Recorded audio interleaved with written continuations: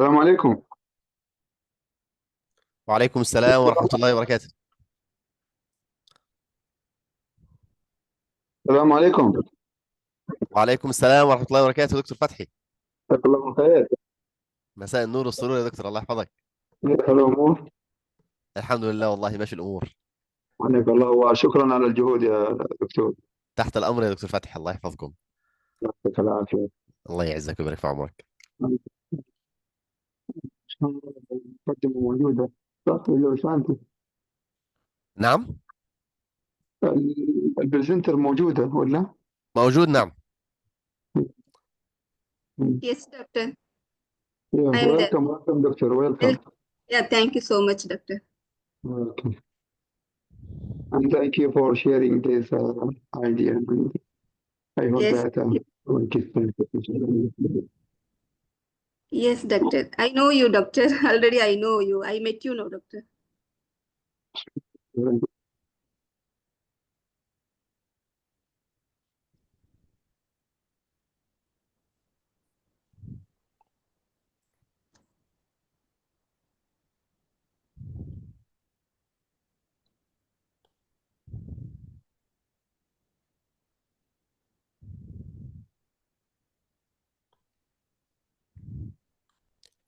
You can share your presentation doctor for testing. Yes, doctor. Yeah, yeah.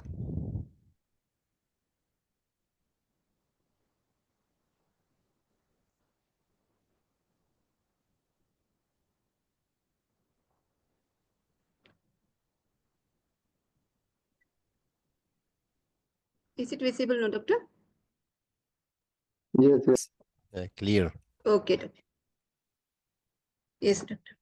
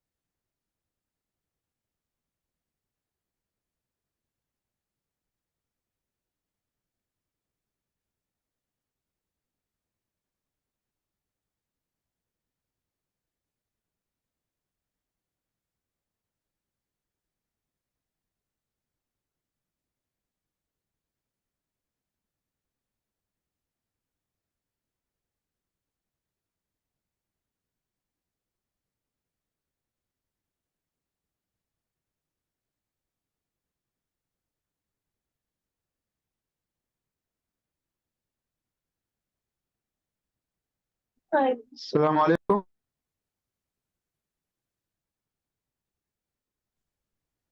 وعليكم السلام ورحمة الله وبركاته. So, something, are you ready? Yes, doctor, I am ready, doctor. Assalamu alaikum, everyone. Good evening.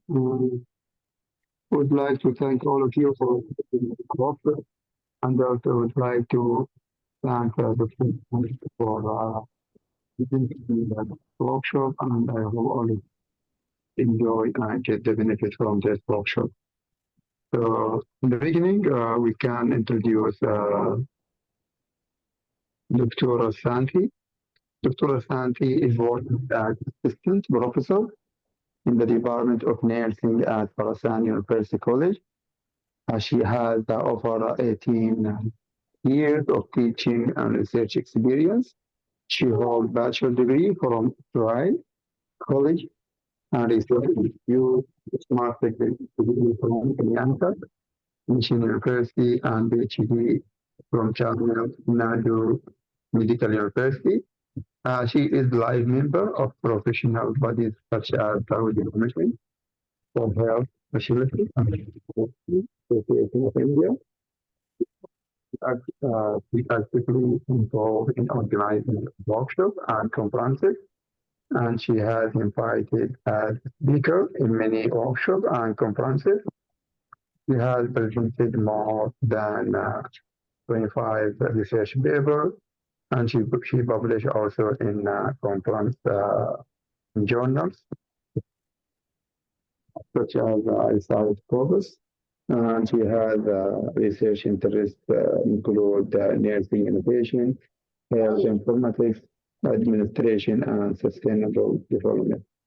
So welcome again, Dr. Santi, and the people who are attending this workshop.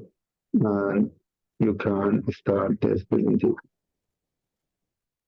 Yeah, thank you very much, doctor, for the introduction about me. A warm greetings to everyone present here. It's my pleasure to extend my gratitude to the Education and Learning Forum at Jazan University for providing me with this wonderful opportunity to present in this important scientific session, which is highly relevant to the current educational landscape.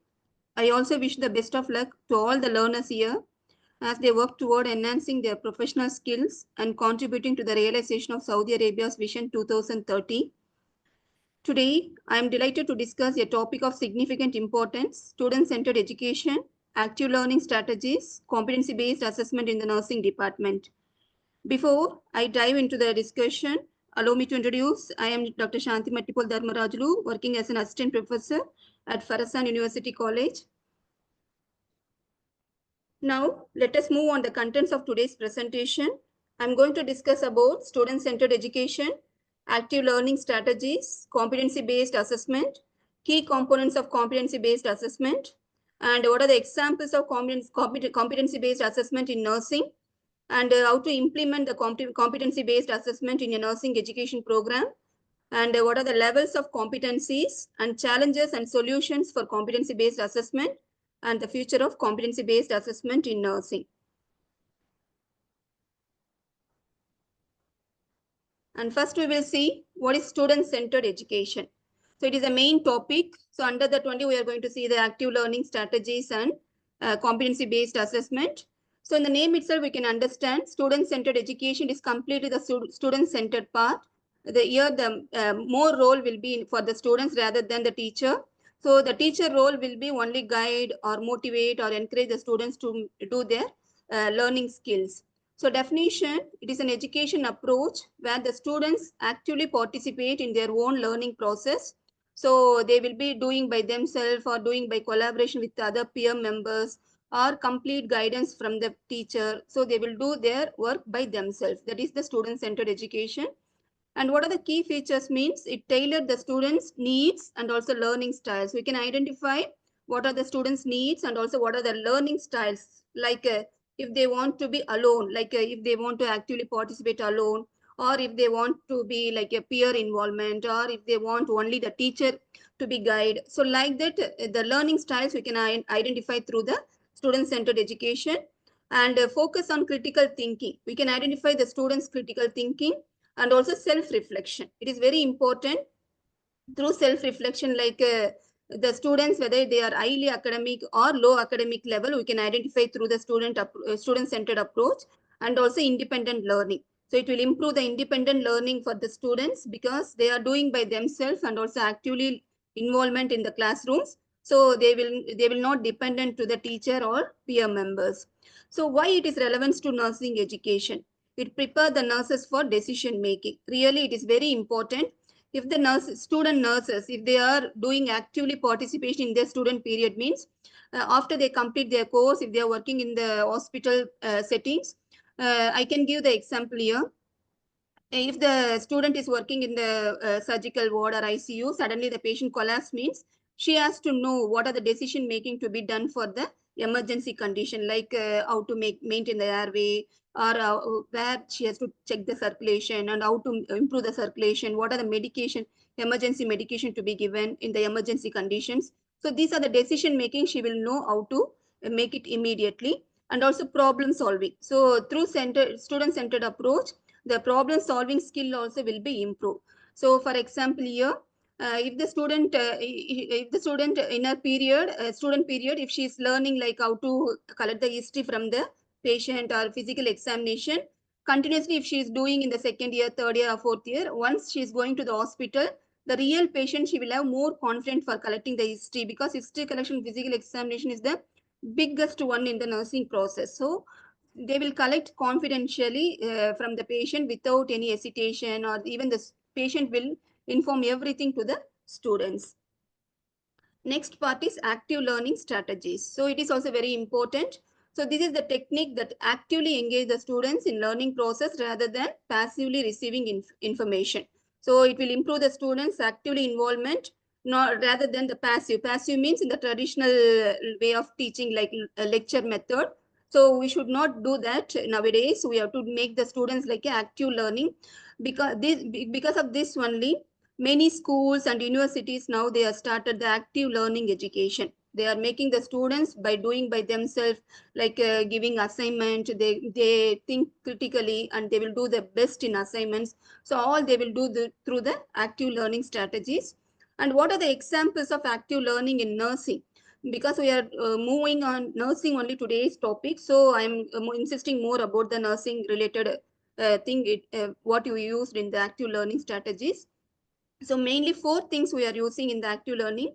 So first is simulation based learning. So we all know simulation based learning will be, we are doing through the simulators or mannequins. So broadly we are classified these simulators into 2 types, like high fidelity and low fidelity mannequins, isn't it? So high fidelity mannequins, what we are using in the main nursing college simulation labs, it is a computer advanced system, like everything will be fed into the computer, all the scenarios. For example, if I want to do the cardiac arrest, so the scenario already it is fed into the computer. So I can click that, I can change the variables, I can make the real patient, how they are shouting, how they are responding, everything I can see. So that is like high fidelity mannequins. Whereas the low fidelity mannequins, I can utilize only with the partially, like or static. We can't change any variables. So what we are using all our labs. So we are having our labs like IV mannequins, or normal delivery conduction, or CPR, like a basic life saving CPR.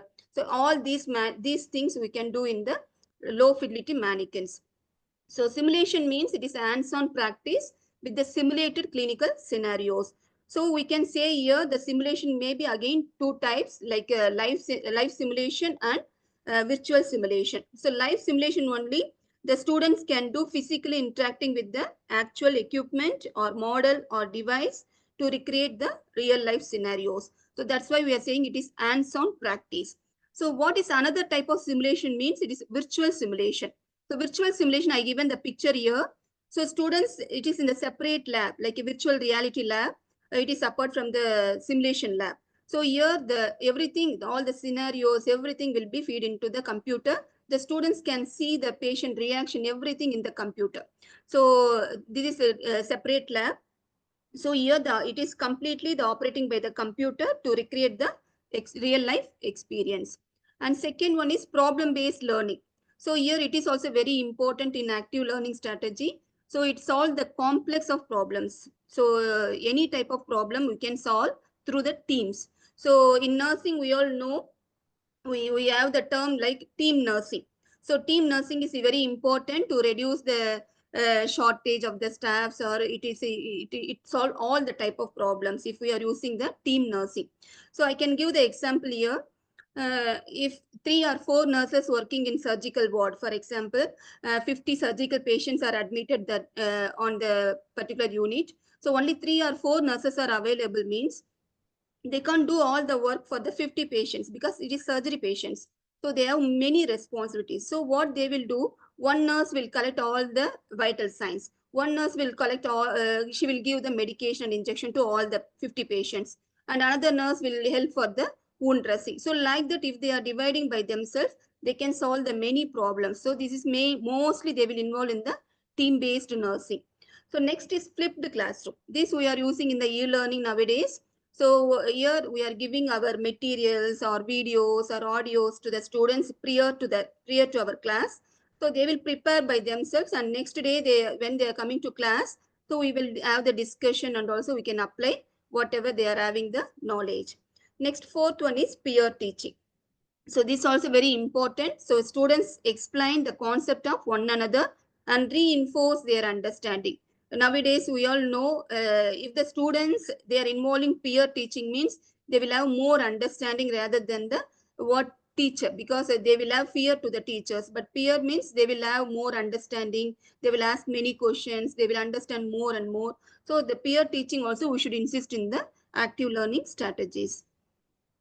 What is benefit of this active learning in nursing means it enhances the clinical reasoning. It's very, very important. What is meant by clinical reasoning means it is a complex cognitive process. It is essential to evaluate and also manage the patient medical problems. So it will improve the students' cognitive process, that is complex cognitive process, and also decision-making skills. I already informed that decision-making skills, how it is helpful for the nurses. And second benefit, improve the retention of knowledge. Definitely, if they are participating actively means definitely their knowledge will be gained more and more, and they will not forget. And third one, greater engagement and collaboration among the students. They will engage more on their work and also collaborate among the students in the classrooms, even in the hospital or even in their clinical areas. They will have more collaboration. And fourth one, it's again very important. They will bridge the gap between the theory and practice. When they are having good knowledge, definitely they will practice into it very well. And now we are going to our topic, today's topic, that is competency-based assessment. What we are using the assessment methods for nursing to improve the competency of the students. So definition. So this is the assessment method that measures the students' ability to apply knowledge, skills, and attitude in real-world situation. So we all know, according to Bloom's taxonomy, there are 3 domains, isn't it? So cognitive, psychomotor, and affective domains. So all these 3 domains, through the competency-based assessment, we can improve the students. That is, students' ability to apply knowledge, skills, and attitudes. These are all 3 domains in real-world situation. So why this CBA in nursing? That is competency-based assessment. So first one, it ensures the students are clinically competent and safe to practice. Definitely, whether they are clinically competent or whether they are safe to practice. For example, if the students are doing CPR in the student period, like basic life support, if they are going to the hospital, the basic life support, they should have more confidence because they are going to do in the real patients. So they should know what is the depth, what rhythm they are using, how they are keeping their hands, everything they will know. So it will improve the clinical competence of the student and also how to practice safely to the patients. And second one, focuses on mastery of specific competency rather than the time spent in education. So in the traditional method, we are giving only lecture method, then students will write the exam and they will complete the course. Only the practical time, we will do the demonstration and the students will do the re-demonstration. But what they are saying now, students, the competency-based assessment should be done in the theory lectures also. So it will focus more on the mastery of specific competencies. Like we can make them more participation will improve the student in a mastery level rather than the time spent only for the education. So here I given the triangular figure that is about the levels of competencies from the novice to expert. It assesses through this, it is going to assess about the 3 domains like knowledge, skills, attitudes. The first level novice is the fact recall. So first level students, so here the students will be in the first year when they are joining in the nursing courses. They will not know many things about what is nursing, what is patient care, nothing. They will know about the only what is the exams, like what are the exam question pattern. Only they will know something about the nursing. So that is called knows. And second level knows how. If they are knowing, they should ask themselves like how. So how it will come means like through the case presentation or essay. Second year and third year, if they are going to the hospital, they will take the cases from the different type of conditions and they know how to write. They will fill it by themselves without the guidance of the teacher also. And if you are giving one topic, they will write in a paragraph, essays. So it will improve their students' participation. And third stage is shows. Here the student do the demonstration like through the simulation or OSCE methods. Like a simulation labs, they will do either high fidelity or low fidelity or OSCE. OSCE, that is objective structure clinical examination. There are different stations are available. So the students can observe that and they will do the many demonstration to improve the skills and attitudes. And last level is DUS. In the DUS, the direct observation, because the students will have very confident. Here they will not do more mistakes. So that is direct observation or workplace based assessment. So when they are going to the hospital, there they will assess. So like in nursing, 1 year they are doing the internship. So that time the different hospital, they are evaluating the students' ability. So that and all will come under the DUS, that is performance in practice. So that time the students will be in expert. So what are the key components of competency-based assessment? There are 3 key components. First one is clear competency framework. It is very important. If I want to do any competency-based assessment, I should have some framework. Otherwise, I can't able to implement. So we have to have the defined regulatory bodies. So our Saudi, we have the regulatory body is Saudi Commission for Health Specialties. So what they are saying, what are the methods we can utilize, like what are the assessment we can utilize for the competency level for the students, we have to formulate. And second one, formative and summative assessment. So formative, we all know formative means continual assessment, summative means at last. So formative, the continual feedback we have to assess, either in the classroom, they can have the discussion or demonstration, or in the checklist procedures we can do in the practice. And summative, final assessment at the time of end of the course. And third one is subjective structured clinical examination. It is very, very important. In all university nowadays, they are strictly following the OSCE and OSPE type of examination. So this is very important because it is a structured objective standardized assessment tool. It consists of multiple timed stations. So here the students perform clinical tasks like physical examination, history taking, and they can have the communication skills we can assess. So each station will be last for 5 to 10 minutes and it simulated the real life scenarios. So it will improve the students like different stations, like one station will be procedure. One station will be the equipment, name of the equipment and use. Another station will be the picture. So in nursing, as of I know, only the one subject they are doing the OSCE examination, that is anatomy, and other nursing subjects till now we are not having more familiar with this. So we have to insist this OSCE and OSPE to improve the competency level of students. So examples of competency-based assessment in nursing.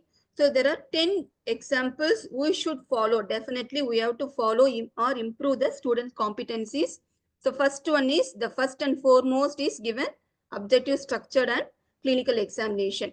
Then second one, simulation-based assessment and clinical skills checklist, direct observation of procedural skills, that is DOPS, and peer and self-assessment, and reflective journals, case-based discussions, portfolios, 360-degree feedback, written examination and case studies. All these 10 assessment we can do in the competency level of the student for nursing students. So this all assessment can evaluate all these 3 domains: knowledge, skills, and attitude. So we will see each one in detail.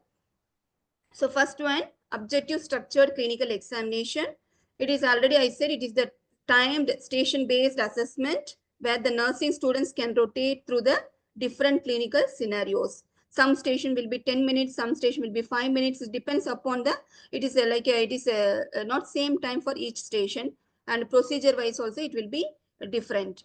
And what assessment we can focus means we can improve the students' clinical skills, like physical assessment, administering injections, we can identify their skill, and communication with the patient and healthcare professionals, how they are communicating, what type of skills, communication styles they are using, and critical thinking will be improved, and also problem solving in simulated real life situations. When they are practicing the problem solving approach in the simulators or mannequins, definitely they will, in the real life situation, definitely they will do in a very good manner in the real patients. And what are the benefits means it is objective standardized evaluation, because it is a standardized evaluation technique skills. So it will improve the students' practical skills, and also they can correct by themselves if we are evaluating continuously, and at last of their semester, they will definitely improve their skills. And the second benefit, it provides immediate feedback on areas of improvement. So the examiners, 2 examiners will be there at the end of the examination. So they will give the feedback to how to correct and what are the mistakes they are doing. So it will give the students for improvement. And second one, simulation based assessment. I already said simulation. There are 2 types of 2 broad classification, like high fidelity mannequins and low fidelity mannequins. So high fidelity mannequins will be like this. The mannequins will be there, the computers will be there. Here all the variables they will feed, they will feed like a heart rate, pulse, everything like a real patient.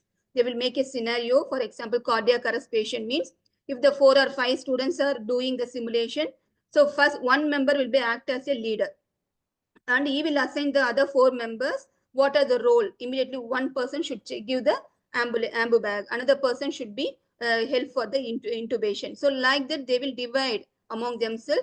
So the leader should be observe the other peer members, how they are doing, whether they are doing the correct steps or not. They will correct by themselves. So all will be done by the peer members. So these high fidelity mannequins are virtual simulation to recreate the real life clinical scenarios, mainly the cardiac arrest or wound care, any scenarios we can utilize. And assessment focus, here they will do the hands-on patient care in a controlled risk-free environment and respond to emergencies, teamwork, and adherence to clinical protocols. So definitely I said in the emergency situation, they will make a decision-making skills. So it is very important, and they will do the teamwork also. Always they will, the simulation, they will do the teamwork. And clinical protocols, the checklist, what are the protocols they will follow step by step, and it will improve the integration of theory into practice. Definitely whatever they are having, it will improve. And benefit safe practice environment for critical and high risk skills. It will be improve the safe practice for the real patients and allow the repeated practice and assessment until the proficiency is achieved. So here how they will assess the repeated practice means, we all know the simulation lab, the simulation lab is different, and observer, that is the teacher who is assessor, the other person room will be different. So the assessor will be evaluating the student in the mirror image, but students will not know the teacher whether she is evaluating them or not.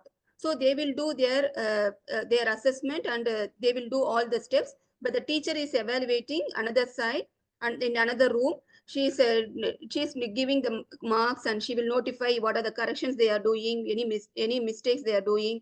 Like that she will do the evaluation. So this evaluation will make the student for, and they will practice repeatedly and until their proficiency will be achieved. And third one, clinical skills checklist. This we are doing in our labs. So a list of essential skills like catheter insertion or medication administration that students must demonstrate under the supervision, that we are doing by the checklist. So here, the nursing skills checklist will given the group of practice, that is skills, group of skills. Like it is given the level 1, level 2, and level 3. Level 1 means confident, level 2 need assistance, level 3 no experience. So like that, like a third and fourth year students, we can evaluate all the type of basic nursing care or basic skills we have to assess. So they will divide like assessment and intervention. So in the assessment, like how they are collecting the history of the patient, how they are performing the physical examination, and how they are interpreting the diagnostic test. And under intervention, how they are administering the medication, whether they are using the 5 rights of medication administration or inserting and maintaining IV catheters, like proper techniques or what size of IV catheter they are using, everything they will check it. Here it will give the technical skill execution and safety protocols the students can follow, and accuracy and efficiency in performing the clinical task. We can identify how accurately they are doing their skills and efficiently they are performing. And what is the benefit of this checklist is, it is direct observation and feedback by the clinical instructor. So the teacher will be evaluating, it will give the student the directly feedback so the student can improve their feedback, and it is clear measurable criteria for evaluating the proficiency. So it is given the clear instruction and also clear criteria. The students can understand where they are doing the mistakes. And the fourth one is direct observation of procedural skills. It is very, very, very important nowadays, the DOPS method. Now they are using this method rather than the checklist. So here, when the students are having the proficiency, or if they are having the more confidentiality, means this type of observation we have to do. So this will be done only for the final year students, and also for the when the student nurses are working in the hospital, like internship. So direct observation of procedural skills, the faculty members observe the students performing clinical procedures on actual patients during their clinical placement. So we have to we have to evaluate only in the hospital settings. If it not possible, we can use the simulation exercise. Simulation exercise we can use.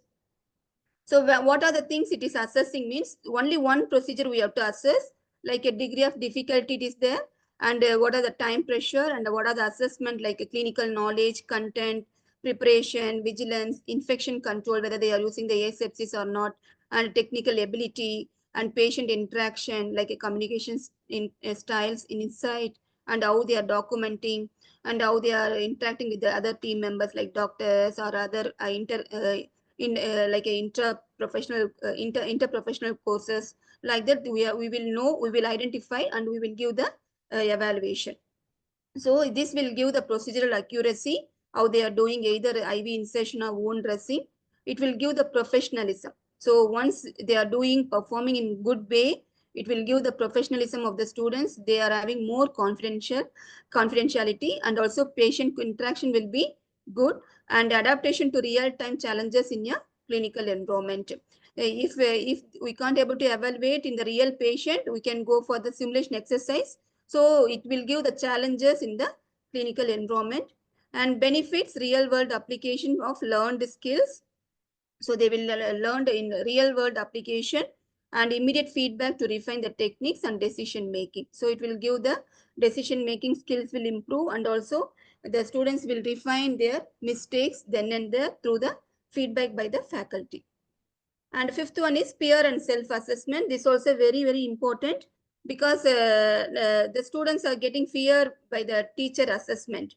So they will and they will do mistakes, or they will forget the steps. But if they are doing if they are allowing for peer and self-assessment, they will do in some understanding and confident way. So students assess their own and their peers' performance on clinical task, teamwork, or problem-solving scenarios. And what is assessment focus means? It is reflective practice and self-awareness. So what is reflective practice here means? It is the definition. It is a continuous learning process where the students can recall their own actions for personal development as well as the professional improvement. So it will be a continuous reflective means it is a continuous learning process. So they can recall their own actions for improving the both professionally and personally. It will give the self-awareness. So where they are doing the mistake, it will understand by themselves. And evaluation of soft skills through the peer assessment and self-assessment. They will identify their soft skills like how they are doing the teamwork and how their leadership capability and communication skills, how they are doing. Everything they will understand through the self-assessment and identification of areas of personal growth and improvement. So easily they will access their the comments from the peers rather than the teachers. So they will identify if they are getting any comments from the peers, they will get the help from the peers. So they will give the correction. So they will understand and they will do the in a proper way. So benefits, it promotes the self-directed learning and accountability. It improves the self-directed learning and also more accountability for the students, and also encourage the constructive peer feedback and collaboration. So they will work along with the peer members. So they like the constructive peer feedback and also collaboration works. And next one is reflective journals. Reflective journal nowadays, it is very important. So it is like a student maintain the journals reflecting their clinical experiences, challenges faced and lessons learned. What are their experience, they will write it. And what are the challenges they faced, they will write. So everything they will write like a journal. This reflective journal is different from published journal. So this is like the reflective journal, usually it is a personal document. It is that focuses on self-reflection and also learning. So it is commonly used in the educational and professional setting, and it is deeply about what their actions and what they learned from their experience. So immediately today, if the student is completed their wound dressing, means she will come and write in the reflective journal what she experienced, what mistakes she done. So everything, each experience she will write it. That is called reflective journals. So reflecting how their experience, what they learned. So assessment focus, the reflection on encounters, definitely it will improve the personal growth. If she is doing today wound care and tomorrow also same procedure, if she is doing, what mistakes she did today, she will correct by tomorrow. So if she is writing, because while seeing, rather than seeing, if she is writing, she will understand more and more. So that's why the reflective journal is very important. And it is improve the critical thinking and problem solving in nursing care. And it is also integrating the ethical and professional values, because they know what are the professional values, what are the ethical principles to be utilized in the each nursing care. So benefits, it encourages the deeper learning through reflection. So it will improve the deeper learning. So if they are not knowing the particular steps, or if they forget any particular step, they will again immediately they will search or they will read about the particular steps, particular things. So it will improve the students' deeper learning and helps to assess the students' emotional intelligence, ethical reasoning, and also decision making. So it will improve the emotional intelligence because how to control, how to improve their mistakes. If they are doing mistakes, the students will be having fear and anxious about the doing particular nursing care for the next patient. But here it will give the emotional intelligence for correcting their mistakes. So here I given the example for one of the reflective journal. So here the student writing like October 4, 2024. This one student written like today I assisted in the initial assessment of new patient in the emergency department. And the feelings, I felt a mix of excitement and nervousness because it was one of my first hands-on assessment. At first, I was concerned I might miss an important step or fail to accurately assess the patient needs. And the evaluation, I think I managed the physical assessment reasonably well, especially given my limited experience. However, I noticed I struggled with time management and my nervousness made me overlook a few questions I had intended to ask. So what analysis they will write means this experience emphasized the importance of thorough preparation in conducting effective patient assessment. Additionally, I learned that maintaining a calm and focused mindset is vital, as nervousness can lead to avoidance of errors and compromise the quality of care. So conclusion, while I feel positive about the progress I'm making, I need to work on my confidence and streamline my approach to questioning the patients. The action plan in future assessment, I plan to follow checklist to ensure I cover all critical points. Additionally, I will practice deep breathing techniques to help me to remain calm and focused. So overall, what the students is telling, so she assessed the emergency department, the first patient in emergency department. So she had the mix of excitement and nervousness. So what she understood, she has to use the deep breathing technique to help her remain calm and focused. So she can use this, the title like experience, feelings, evaluation, analysis, conclusion, what action plan she can do for the another next patient. The same mistake should not be repeat. And next one is case-based discussion. Case-based discussion, what we are doing for our students, the faculty and students discuss the patient cases with a focus on the students' reasoning and decision making and application of ethical knowledge. And student reasoning means nothing. It is a basic action of thinking in a sensible and rational way about the something. So the students can think in a rational way, and also they will improve the decision making and also improve the clinical knowledge, how to apply. And what are the assessment focus is application of theoretical knowledge into the real patient cases and ability to justify the clinical decisions. They will know how to justify in the clinical decision and development of evidence-based practice skills. Nowadays, in nursing and also medical field, the evidence-based practice is very important. Even in research, the evidence-based practice is very important in medicine and also in any type of medical research. So we should follow the evidence-based practice. Without evidence, we can't able to practice. So whatever we are doing, we should follow the some evidence. So then benefits, it enhances the critical thinking and clinical judgment and provides insight into student reasoning process. So all this will be improved in the case-based discussions. And next one is portfolios. This also we can utilize for the student. So student compile the evidence of their learning and competencies, including case studies, reflections, completed assessment, all they will compile.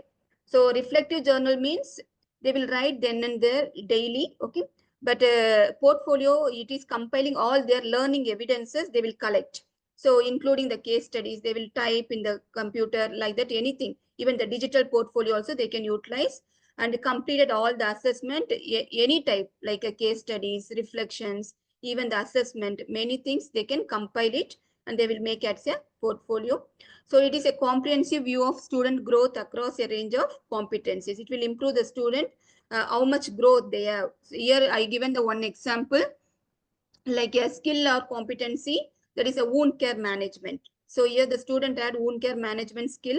So evidence, he completed the wound care certification, received positive feedback from a preceptor on wound assessment skills, submitted a reflective journal entry discussing challenges in wound care. The student completed the wound care, so he got the certification and he received the positive feedback also. But what the student giving the reflection is, during my rotation in the wound care unit, I was able to apply theory into practice. I can handle the complex wounding cases. One challenge I encountered was maintaining a sterile technique. It is very important in wound care. So asepsis is very important in high pressure environment. Nowadays, there are many, we can't expect where we are getting the infection. So we have to maintain the asepsis for the wound care in the high pressure environment. Through this experience, I learned the importance of preparing thoroughly before beginning a procedure to avoid interruptions. So I plan to take further training in advanced wound care techniques to improve my confidence and proficiency. So like that, the students will write each portfolio about their experience, not only the clinical experience, like case studies, assessment, reflections, everything they will write like this and they will collect, compile. What is the benefit means? It encourages the continuous and lifelong learning. So it will improve the student, encouraged by themselves. So it is continuous and lifelong learning and provide a holistic view of student development over time. It is holistic view means like all the type of aspects like physical, mental, social, emotional, like that, all the holistic view, it will be improved for the students. And another method is 360-degree feedback. So here, this like assessment of students from multiple perspectives, like including peers, by self, so all people, self or peers, instructor, subordinates, patient, even patients also will be giving the feedback for the students, evaluate the students, and clinical supervisors. This is called 360-degree feedback. So what is the assessment focus here? To maintain the interpersonal skills, how they are communication, how they are empathy with the patient, and professional behavior, how they are behaving to the patient, how they are maintaining the respect, professional respect, and teamwork, how they are giving the, they are following the responsibilities, and overall clinical competence and readiness for practice also to be assessed. And benefits, it is offers a well-rounded assessment from diverse viewpoints. We can assess all the assessment, like suppose if I am the supervisor, if I left any one of the aspect for the students' feedback, another person will evaluate. So even patient can evaluate indifferently. So all are saying about the feedback, students will gain more feedback and she will improve very well.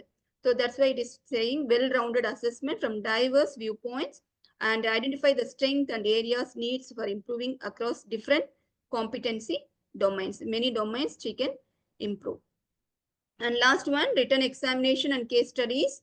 So it is the traditional based thing only. It is a traditional exams or case based questions at the final exam time we can use for the students' ability to apply the theoretical knowledge into the clinical scenarios. This we are practicing. And assessment focus, the clinical reasoning will be improved.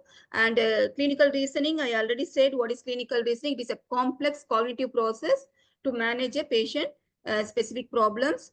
And also decision making will be improved. Knowledge of nursing intervention and patient care and evidence-based practice application. Definitely, it is very important nowadays. We have to use the evidence-based practice.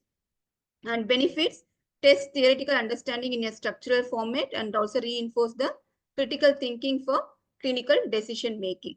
So all these 10 assessment we should use. Definitely everything we can use for the nursing programs. So next we will move on to how to implement. Because all these 10 we know, these are the assessment to be assessed for the competency for the students. But how to implement in a nursing education program means first one, define competency framework. So I already said this, mainly the regulatory bodies, they have to make the framework. Once they made the framework, we have to collaborate with the stakeholders like faculty, clinical partners, and regulatory bodies to outline the core competencies aligned with the national nursing standards and also healthcare industry needs, what they want, what competency like knowledge, skill, affective, all should be improved. Then ensure the competencies cover clinical communication, leadership, and ethical skills. So it will improve the clinical as well as communication, and also leadership and ethical skills will be improved for the students. And also second implementation is redesign the curriculum. So redesign the curriculum, it integrate the competencies into course objectives, teaching methods, and assessment. So we have to redefine means like what are the objectives needed for the competency based assessment, what are the assessment needs, like what we seen in the 10 assessment, because we are following only simulation based assessment and checklist and also like a case scenarios, only these things, but remaining like reflective journals and portfolios and also objective structured clinical is very, very important assessment. That and all we are not utilizing till now. So we should insist. We have to redesign the curriculum to utilize this assessment to improve the competency based. Why I'm saying this very important means, because in the last semester, I supervised some group of students for research project. I given the perception of OSCE among nursing students. So they only one subject, they had the OSCE examination, that is anatomy subjects. So they evaluate the anatomy subject students about the OSCE perception, what their perception about OSCE.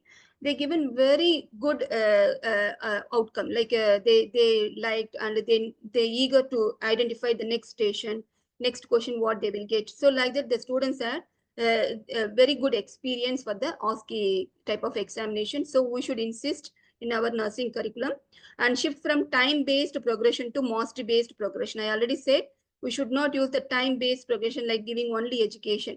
We should make the mastery-based progression like make them to think more and make them to participate, make them to actively involvement, allowing the students to advance upon demonstrating proficiency.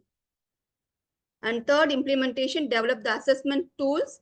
So here use the combination of tools. I already said we should not use only one tool or two tools for the competency based assessment. We have to use the combination of many tools in each level. For example, if I want to access a 5th level student, I have to use at least 3 or 4 competency based tools to improve the students proficiency. So objective structure, clinical examination for hands-on skills, simulation scenarios for decision making and problem solving. See, each one will have the different aspects to be improved for the students.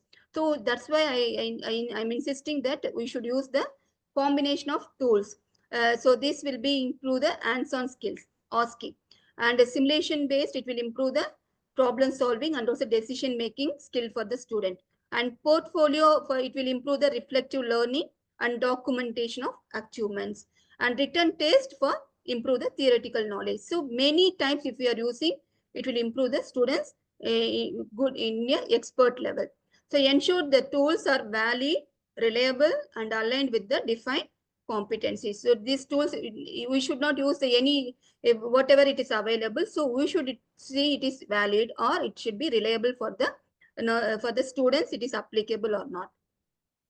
Then fourth implementation, train the educators and assessors. Definitely, because the many teachers, they are not having the training how to conduct the OSCE or OSPI programs and also simulation in high fidelity simulators. So we should have the workshops or certification programs to train the faculty to design and implement the competency-based assessment and using the rubrics. Now this semester we are receiving many rubrics for different type of assessment. They given the rubrics for consistent and unbiased evaluation for the students and providing constructive feedback to the students. So then and there we have to give the feedback in the formative assessment, like a continuous assessment. So the student will correct by themselves.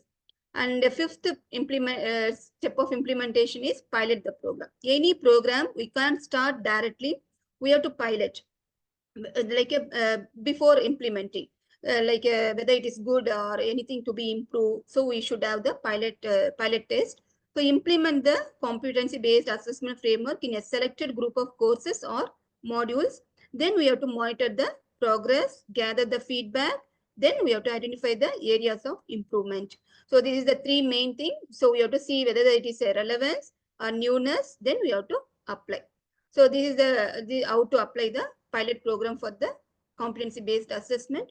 And the sixth step is foster student engagement. So we have to improve the student engagement by explaining the purpose and process of competency-based assessment to the students, like a role in preparing them for real-world practice.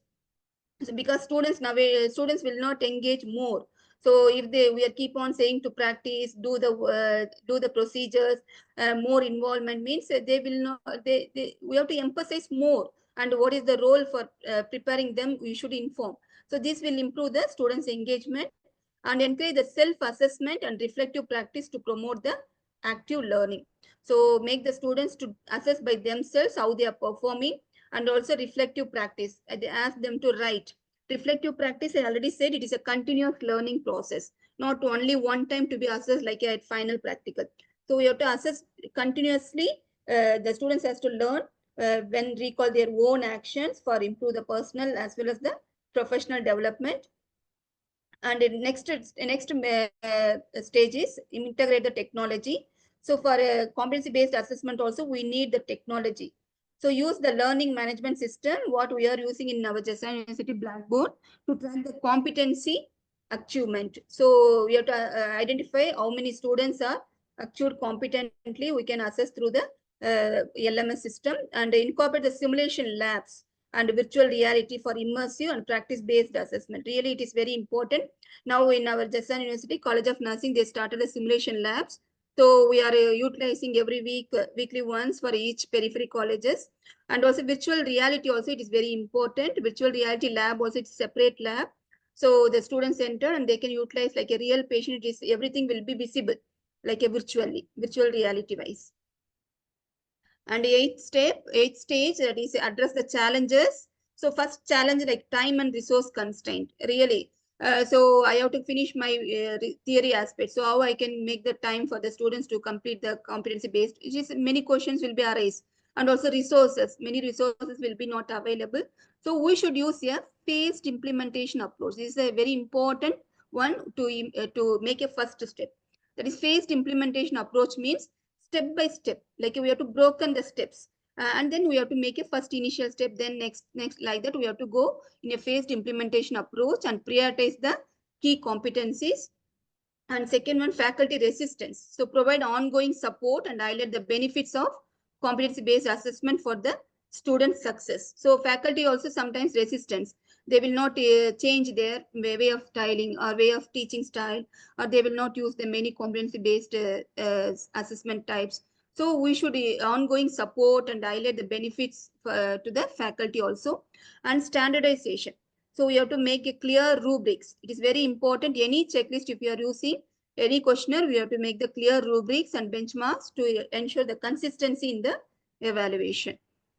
And ninth stage, evaluate and refine. So collect the data on student outcomes, faculty feedback, and clinical performance to assess the effectiveness of the program. So we can make a good student outcome through the competency-based assessment. Definitely we will have, and faculty feedback also will be positive, and make the students more effective, and revise the assessment if needs. If needs, we can revise the assessment methods and framework based on the emerging trends. And next we will move on to levels of competencies. There are 5 levels of competency. We all know these are 5 levels: novice to expert, novice, advanced beginner, competent, proficient, and expert. So it will give the skills acquisition to reflective practice. Reflective practice, I already said, it is a continuous learning process from their own learning, from their own what they are learned already. So own actions they will learn to improve the personal and professional development. So first novice, this is the entry level, the first year students, they will have this level. So who have limited or no practical experience. So here they will realize only the rules and guidelines, and needs close supervision and support for the students, and focuses only the basic skills and procedures. They will not know the advanced skills. And best example I can give here is nursing students learning fundamental clinical skills like patient hygiene and assessment under the direct supervision. This is the first level. Second level, advanced beginner. This is the next level. Some experience, they can apply their knowledge in real life situation through their skills. And what characteristics means, it is begins to recognize patterns and basic clinical cues. So they will know what are the patterns of questions and what are the basic clinical cues, how they will interact with the patients, what are the things they have to collect, everything they will understand.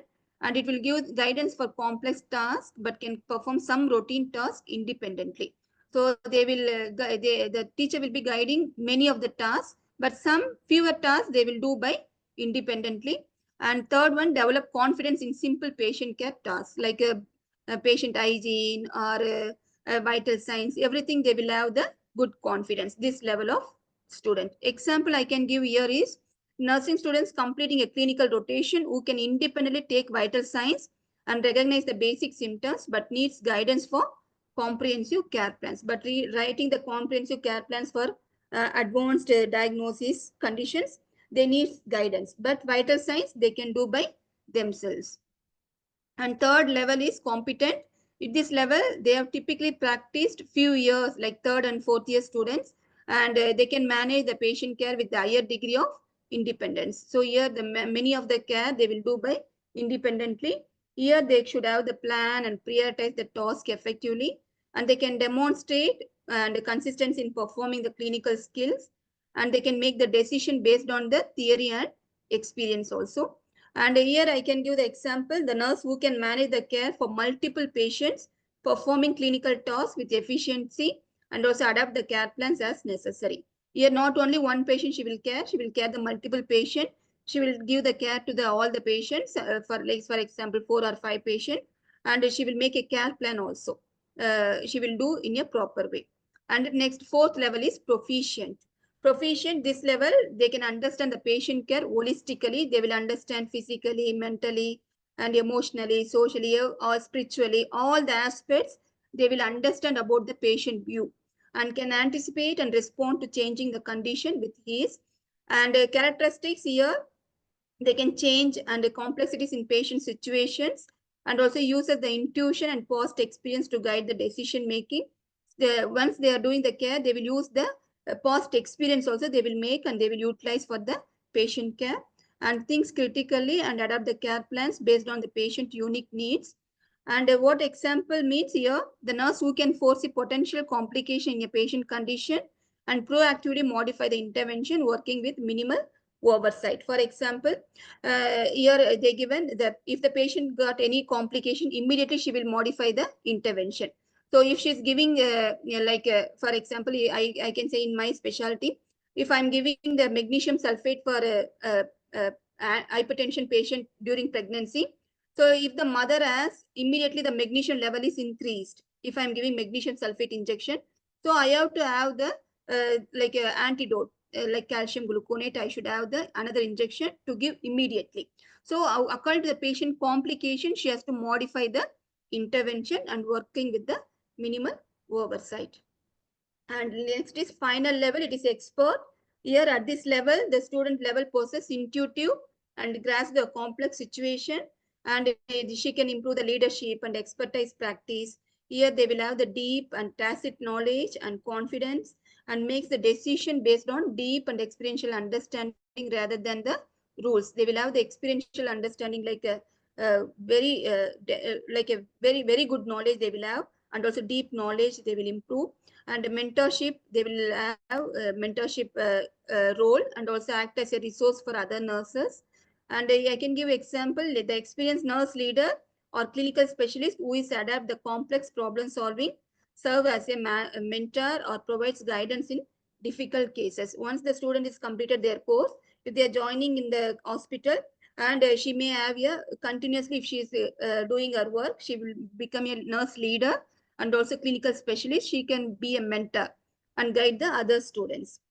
So this is the final level of competencies. Next, criticism.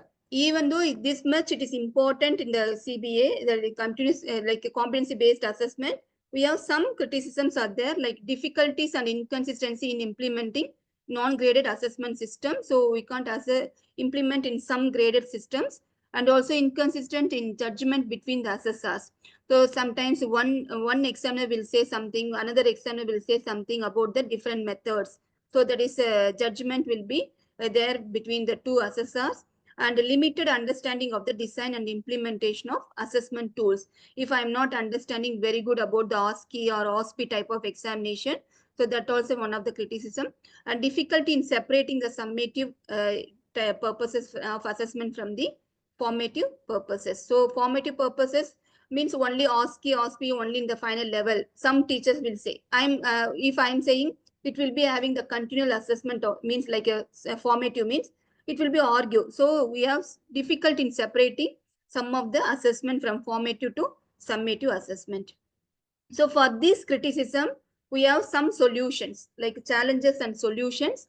If it is resistant to change, what we should do, the solution means provide faculty development workshop on innovative teaching methods. So improve the teachers' level of knowledge by providing good workshops about the teaching methods. And limited resources means we have to give the blended learning to optimize the existed resources, like online modules, shared simulation labs we can do in the LMS itself.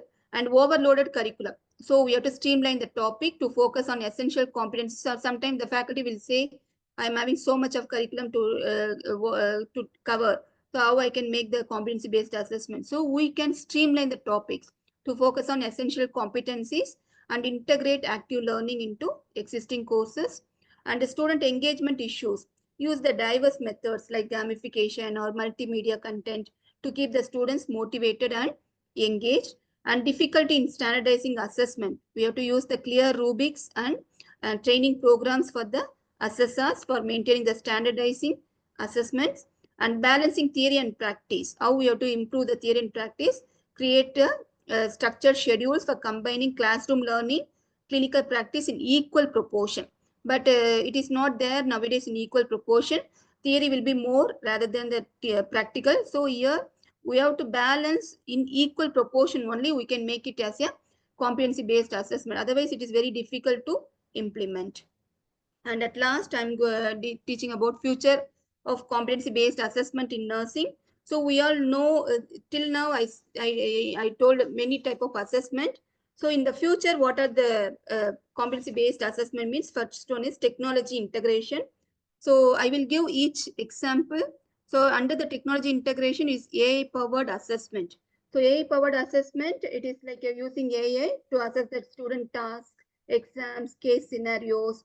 So I can give example like AI analysis of the students' resuscitation skills, in simulated cardiac arrest, evaluating the parameter like compression, depth, rhythm, or guidelines, all will be assessed by the AI-powered assessment. Then simulation virtual reality. Here also we can use the virtual reality scenario to manage the sepsis patient, like making a diagnostic and treatment decisions, how they are making to improve the clinical reasoning. And another one is digital badges. Digital badges, here I given the example. Here I got one certificate that is it is the platform called Saudi Council Learning Platform. So if we are if you are logging into that, so it is given the different modules, like a different type of topics, communication, leadership, or many topics, wound care, like infection control, many topics. So I have completed here is communication skills. So each module it is given like a 2 CPD hours, 3, 4 like that. So if we are going into that, we have to make a then we have to pre-test, then we have to read the module, and post-test we have to done, then we will get the CPD hours. But it is difficult one. We can't perform very easily. And when I'm completing this, I will get the batch, like you have got the credit points, like a 3 CPD with points also, like they will give congratulations, you will get 7,000 credit points, like that. So it is giving the like digital badges. So in the website, so this is called digital badges. If you are completing the each course or certificate course, it will come like a digital badges. And next is digital portfolios. I already said digital portfolios, that is we can have the example, means like a videos of the students performing medication administration. We can accompany by instructor annotated feedback and also competency rubric. All we can make a portfolios, like we can make a videos. Then it will be utilized for the other batch of students. Then data driven insights, we can use the learning analytics and continuous performance tracking. So here we can use the example, like we can track the students by virtual simulation platforms, helping the instructor to adapt the learning pathways to address the specific deficiency. And next one is interprofessional collaboration. They can collaborate with the other like people like medical, pharmacy, physiotherapy. They can work with the simulated patient scenario in a team-based manner. And personalization and flexibility. Here the learner-paced learning. So here the LMS is very important for here to adjust the difficulty according to the advanced learners who need extra help. And a global standardization. This means we have to adopt the framework like International Council of Nurses, that is ICN. So ICN are competency guidelines for assessment alignment. We can make it in the global standardization. And integration of soft skills like role play scenarios and virtual reality, assess the nurses' conflict resolution skills when dealing with the distressed family, like how they are communicating, how they are taking the leadership skills if the patients are family members are distressed, so how they are integrating the soft skills. So these are the future CBA in nursing. Then lifelong learning orientation.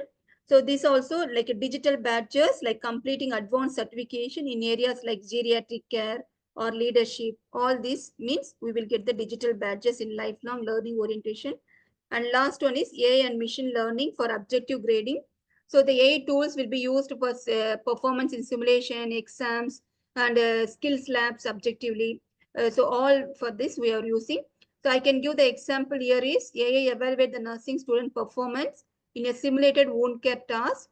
So it will give the how they are using the technique, timing, and what are the protocols they are using. The AI will be measuring. So these are the future competency-based assessment in nursing. So till now I have told all about the nursing only. I want to insist one little points about the competency-based methods in English courses and also general education. For English courses, we can use the writing skills, speaking skills, listening skills, reading comprehension, or grammar and vocabulary we can utilize. Whereas in the general education, we can use the mathematical problem solving, critical thinking in science, and ICT, that is in information communication technology skills, problem solving in social science, and physical education in physiotherapists. So all these we can use is a CBA assessment for other general courses. So at last, I'm concluding my topic. The competency-based assessment, it contributes to a more skilled, confident, and prepared workforce. So graduates who have met competency-based standards are better equipped to handle complex patient care scenarios and communicate effectively within healthcare teams and uphold the high standards of safety and ethical practice. So as nursing education evolves, so competency-based assessment will play a pivotal role in bridging the gap between theoretical knowledge and practical skills, so ultimately improving the patient care and healthcare outcomes. So I'm acknowledging myself. So I would like to extend my heartfelt gratitude to Jazan University and the supervisory team for the University Vice Presidency of Education and Learning Forums for this wonderful opportunity to present such an important topic on this esteemed platform. My sincere thanks goes to my Honorable Dean, Dr. Afaf bin Mohammed Babir, so for her unwavering support and encouragement, which has been invaluable in guiding my work. And I also extend my special thanks to our Vice Dean, Dr. Manal Asami, for her motivation and commitment, which has greatly contributed to the successful completion of this workshop. And also big thanks to my HOD of Nursing Department, Dr. Hamal Al-Tahar. And thank you all for your belief in this endeavor. Any questions, please? Thank you, Doctor, for this great workshop. And if there is any question from the audience, please ask. The link for evaluation and receiving the certificate is in the chat, so please evaluate the workshop to get the improvement in the future workshop.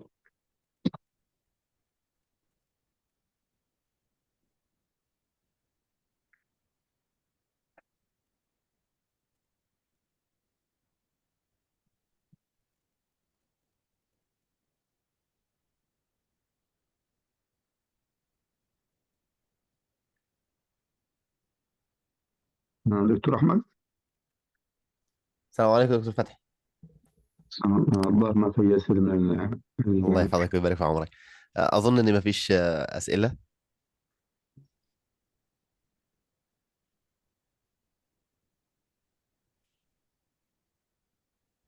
يس ممكن ننهي الجلسة يا دكتور ولا؟ يلا على بركه الله ان شاء الله. يلا thank you for the attendance. Please evaluate the workshop to get the certificate. And there is another workshop tomorrow, inshallah, to be the last one. So I hope that you attend. Yeah, thank you, Doctor. Thank you. I would like to thank all the participants for their patience and attention during my scientific session. Thank you all. Thank you. Thank you so much. Please do your for feedback form. You will get the certificate immediately in your mail. Thank you all.